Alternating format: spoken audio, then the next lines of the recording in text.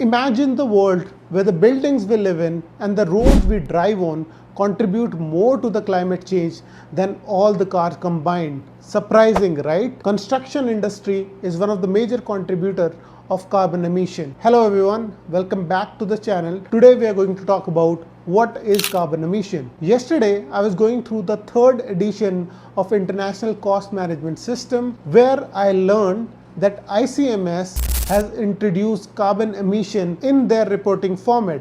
I knew before that there are a lot of public companies in India and abroad which are mandating the reporting of carbon emission, but I only had a vague idea of carbon emission. So I decided to go deep down to understand what exactly is carbon emission. So if you are someone who is interested to know what is carbon emission exactly, then this video is for you. So what is carbon emission? Carbon emission is the release of greenhouse gases, primarily carbon dioxide, but there are other greenhouse gases like methane and carbon monoxide as well. So why is it important? You must have seen a lot of people talking about that what is the carbon footprint. They're talking about the amount of greenhouse gases that has been released because of their some action, let's say taking a plane. Similarly, in construction, not just the execution of the work, there is something called the embodied carbon, which means the amount of greenhouse gases that are released into the atmosphere because of the material that's used into the activity.